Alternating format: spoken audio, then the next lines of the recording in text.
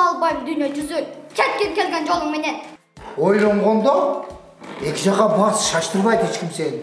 Бир ишке ашпаган максатым бар эле да. Мен ушу коомдогу аялдардын ордун жаңы деңгээлге көтөрүш, алардын бири-бири менен баарлашканга, маалымат алмашууга аянтча түзүү максатым бар эле. Ошол максатым быйыл ишке ашып, жазында биз Проондун жергиликтүү коомдук уюмдардын мүмкүнчүлүктөрү кеңейтүү долбооруна катышып калдык да. Анан мен лично өзүм Жаңы Жер айылындагы маданият үйүнүн атынан катыштым. Ошентип биз долбоорго катышып, маданият үйүбүзгө керектүү мебелдерди, анан Чыпалак театрына формаларды, шайыр апаларга формаларды, жана комуздарды, улуттук аспаптарды, аккордеондорду алып алдык.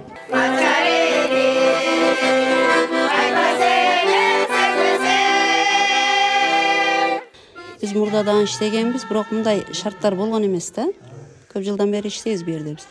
Азыр мына жакшы шарттар болуп калды. Биз каалаган убакта келип, жылуу жерде отуруп, кааласак репетиция кылабыз, кааласак мындай жөнүндө сүйлөшүп, мына музыкалык аспаптарыбыз жаңы келип, булардан бизге жеңилдик болуп атат азыр. Жаштыгыбызда көрбөгөн караокени көрдүк.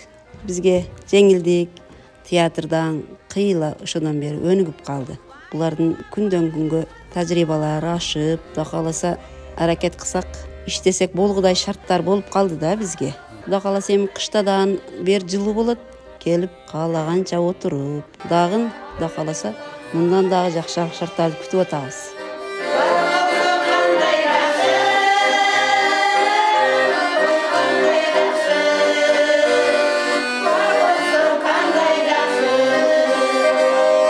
Дагы саны көбөйдү. Ар бир айылда бизде өзү 8 айыл бар. Ар бир айылда биздин маданият кызматкерлерине биз шайыр апалар тобун түзөлү, биз дагы силерге барып туралы, биз дагы ырдап туралы деген сунуштар көп түшө баштады. Анан биздин Чыпалак театрында мен ушул театрга катышат элем, мен комуз үйлөнөт элем, мен аккордеон үйлөнөт элем деген жаштардан көп келип, көп ошо суроо талап жаралып жатат да.